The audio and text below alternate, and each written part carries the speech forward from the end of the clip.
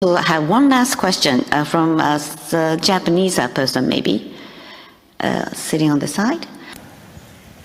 Konnichiwa. Hello. Professor from Kenda University. My question is about the coming general election. The result of the election will affect the Indian diplomacy as it is likely you will have the long-term government, maybe 15 years long-term government can pursue the stable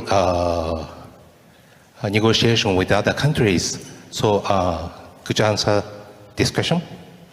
Sorry, I didn't fully understand that. Your point was that we have a stable government?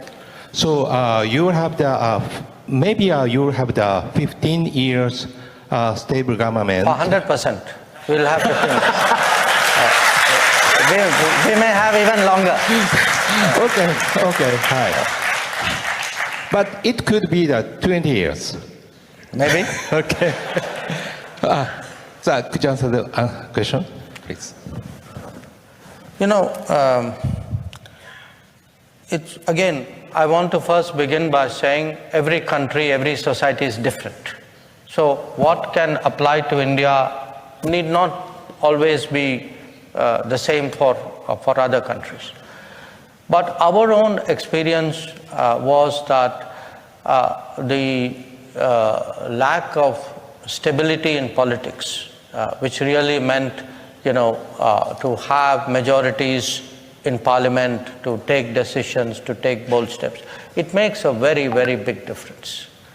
When I look, and I've been in government, frankly, a very long time. I've seen many, many governments. I've seen majority governments. I've seen minority governments. I've seen coalition governments. I've seen single-party governments. You can see today that if you have actually a reformist, a leadership with a vision, with a commitment, with a sense of wanting to do things, but that leadership is backed by a very strong political mandate. And a strong political mandate, ideally in democracies, means having a majority in parliament.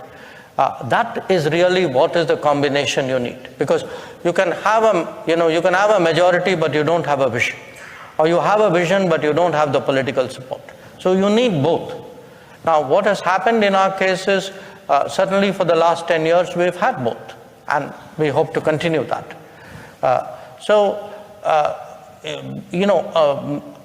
In many cases we have seen decisions which were debated for years, but suddenly you found the ability to do it. One good example for us, for example, was a sort of a national, tax system, because our tax, because it was so regional, it was very complicated and frankly not even very efficient. I would say, we had some very long-standing issues regarding integration of one of our states. So we have been able to take good decisions, tough decisions, but needed decisions, once you have both that leadership and that mandate, and that means long-term stability. And I would even say, as someone who has a little bit of insight into the business world today very much values political stability, because for them political stability means policy stability.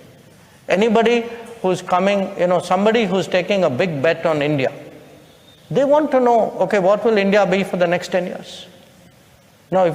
If their sense is, I don't even know what it will be like a year from now or 6 months from now, the investor, it could be a domestic investor, could be a foreign investor, they will hesitate. So I can, when you do a kind of a country evaluation, a risk evaluation, or I think political stability is a very important part of that. And fortunately, that's been good for us for the last decade, and I'm very confident for the next one.